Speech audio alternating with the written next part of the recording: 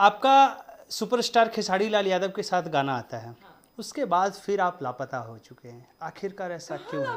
मतलब खेसारी जी के साथ। हाँ सर बिजी हो गए थे शायद, उनका केस वेस कुछ कंपनी वाले के साथ में हो गया था, कुछ नहीं बहुत सारे कंपनियों के साथ में हो गया था।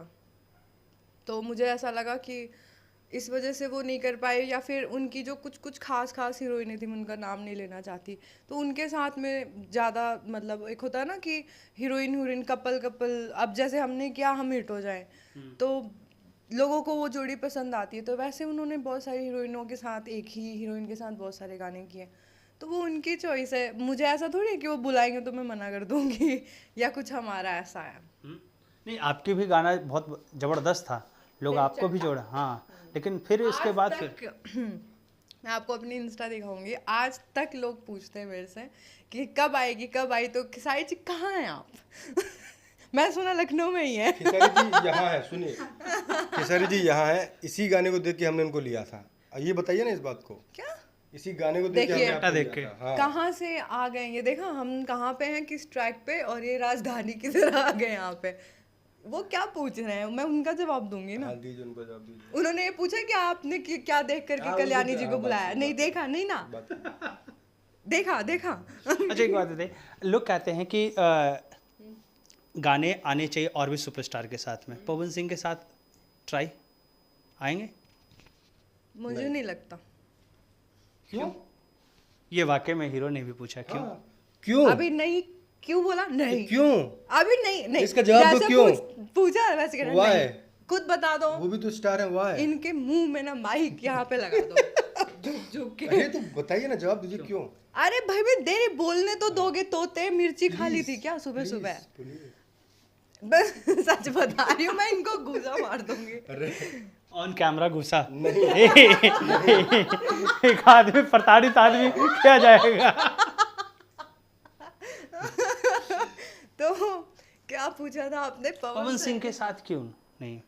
पवन सिंह के साथ क्यों, वो आपको सबको पता है। अगर आप चाहते हैं कि आप, मुझे नहीं पता, मुझे क्या पता है? मुझे भी नहीं हाँ, पता। मैं तो सबके साथ जाता हूँ, सबसे सवाल पूछता हूँ।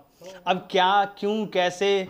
अब लोगों ने कल्याणी सिंह पे भी पूछा था कि भाई कल्याणी सिंह क्यों नहीं इंटरव्यू में, वो खेसारी जी के बाद में दिख रही है, तो मैंने सवाल किया। अब कहीं ना कहीं एक सवाल होता है ना कि दो ही भोजपुरी इंडस्ट्री के धरोहर है, पवन सिंह के साथ क्यों नहीं? अगर चेहरा इतना टॉप लेवल का है तो आना चाहिए।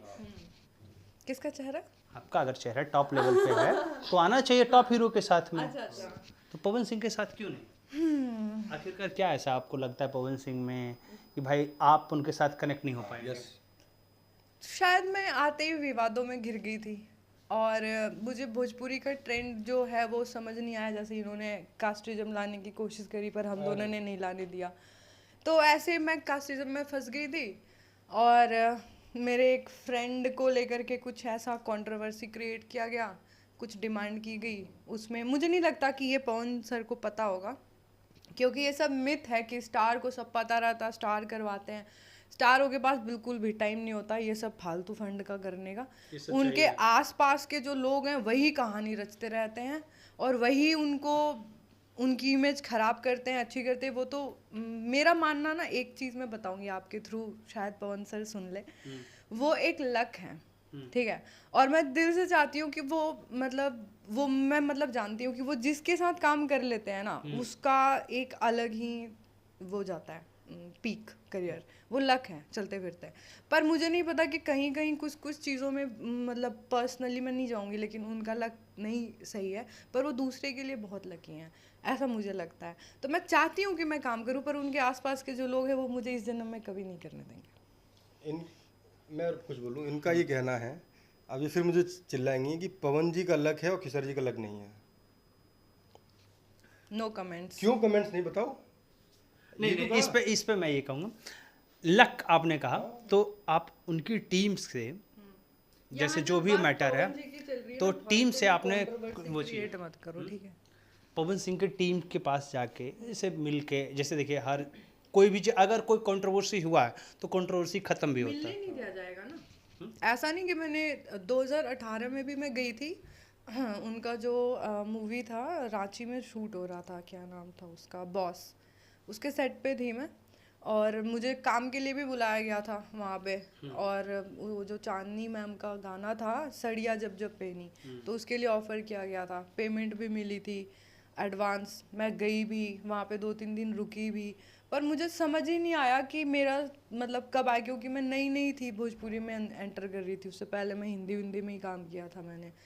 तो मुझे ऐसा लगा था कि हाँ ठीक है, टाइम लगता है। तो सेट पे गई 1-2 बार ही, उनसे मिलने के लिए मैंने 2 घंटे उन्हीं के वैनिटी में साइड वाले में मैंने वेट किया, 2 घंटे वेट किया। फिर मैं उनसे मिली, मैम भी थी, उनकी वाइफ, पैर वैर छुए। उन्होंने बहुत प्यार से मुझे सराहा भी कि देखो दिल्ली में रह के संस्कार है, मुझे उनके वो वर्ड्स याद है।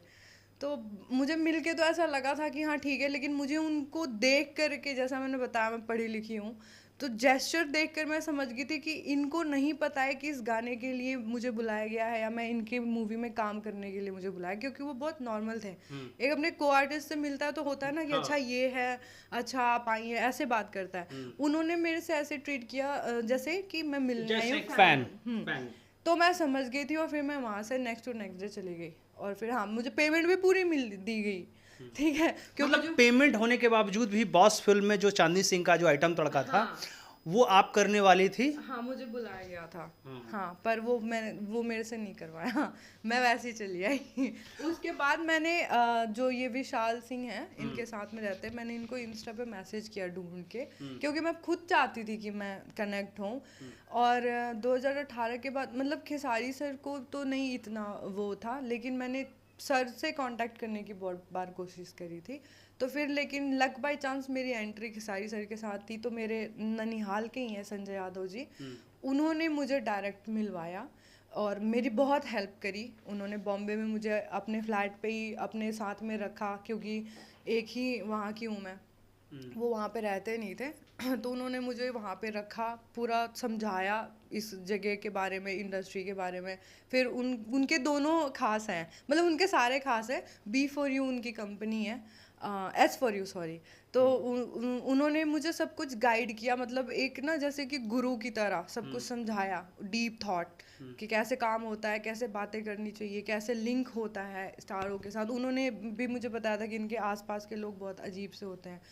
तो डायरेक्ट मुझे खेसारी जी के घर पे लेकर के चले गए और वहाँ से मेरा नामकरण हुआ कल्याणी। खेसारी सर ने मुझे 2-2.5-3 घंटे टाइम दिया अपने घर में, एंड आई थिंक मैं पहली हीरोइन हूँ जो उनके घर पे गई थी, ये भी मैं बताऊँ जहाँ तक मैंने सुना है, ठीक है। उसके बाद फिर मैंने वहाँ से स्टार्ट किया, तेलचट्टा सुना, तेलचट्टा हिट हो गया।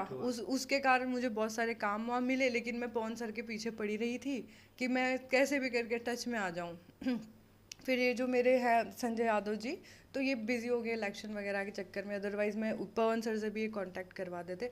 बीच में मेरे एक फ्रेंड है महेश पांडे जी, भोजपुरी एंटरटेनमेंट वाले, तो उनके थ्रू भी मैंने बहुत बात करी, लेकिन मैं तब समझ नहीं पाती थी कि कंट्रोवर्सी चल किस बात पर रही है, समझ रहे हैं। तो मैंने कोशिश तो बहुत की। फिर इनकी जो है वो, मैं विशाल सिंह के बारे में बता रही थी, उनको मैंने इंस्टा पे मैसेज किया, मैंने बताया कि मेरे को काम करना है ये। उन्होंने भी बहुत स्टार्टिंग में हेल्प वेल्प करी, पर ये मेरे फ्रेंड के कारण मतलब थोड़ा सा उनका हो गया, फिर मेरा हो गया, क्योंकि मैं दोस्ती बहुत वफादारी से निभाती हूँ। मुझे ऐसा लगता है जो मेरा दोस्त है, मैं उसके साथ गद्दारी कर ही नहीं सकती, वो कर दे, आई एक्सेप्टेड, पर मैं अपनी तरफ से किसी को चीट करूँ, धोखा दूँ, किसी का फ़ायदा उठा लूँ, मेरे खून में नहीं है ही नहीं। मैं बेवकूफ़ लड़की हूँ इस मामले में। मुझे पता है कि अगर वहाँ पे गड्डी रखी है, अगर मैं उसमें से 2-3 नोट निकाल लूँगी, आपको फ़र्क नहीं पड़ेगा। पर मुझे ऐसा लगता है यार मैं उसमें से निकालूंगी, मेरा भगवान मुझे देख रहा है, क्या पता उससे ज़्यादा मेरा लॉस हो जाए। अगर किसी को धोखा दूंगी, बुलाया, पिटवा दिया, मरवा दिया, तो कल को मेरे साथ भी ये ट्रैपिंग हो सकती है, मुझे भी झूठ बोल करके बुलाया जाए। मेरे साथ भी बहुत आजकल आप देख ही रहे हैं क्या क्या हो रहा है। तो मैंने मना कर दिया। उसके बाद से मुझे लगता है कि ये कितना घटिया सा सिनेरियो पवन सर के सामने क्रिएट किया गया होगा। मेरे पास सर का मैसेज नोट आया था, नोट मैसेज एक उन्हीं के तरफ से। विशाल सिंह ने स्टार्टिंग में बहुत कोशिश करी थी, ऐसा नहीं है, उन्होंने बहुत, मेरे अच्छे खासे दोस्त थे वो, तो उन्होंने बात करवाया था। उन्होंने, पवन सर ने ना तब भी मेरे को बोला था कि थोड़ा कंट्रोवर्सी से दूर रहो, कास्टिज्म एंड ऑल ये सब।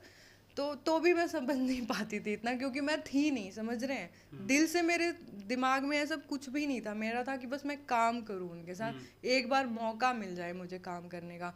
पर मेरे साथ कुछ और ही गेम चल रही थी कि इसके थ्रू कुछ ऐसे हो तो इसको ऐसे काम मिले। तो मैंने नहीं किया तो मुझे काम नहीं मिला, और ना मुझे इस जन्म में मिलेगा, और ना मुझे अफसोस है। पर हाँ, गर्व बहुत है कि ये दोनों जो धरोहर हैं वो भोजपुरी को बहुत हाईलाइटेड करे। इनसे पहले भी हैं, मनोज तिवारी हैं, रवि किशन जी हैं, ये लोग तो लेजेंड हो गए, ठीक है, ये भी लेजेंड है। लेकिन जो अभी चला रहे हैं ना, दरिया के उस साइड और दरिया के इस साइड, यही दोनों है। बाकी सारे नाव लेके डोल रहे हैं, नैया डोले। तो भाई नैया डोले, लेकिन पवन सिंह के टीम जाहिर सी बात है इंटरव्यू ज़रूर देखते हैं, तो एक बार कंट्रोवर्सी छोड़िए, काफ़ी क्यूट, एक बार ट्राई करने की कोशिश ज़रूर कीजिएगा।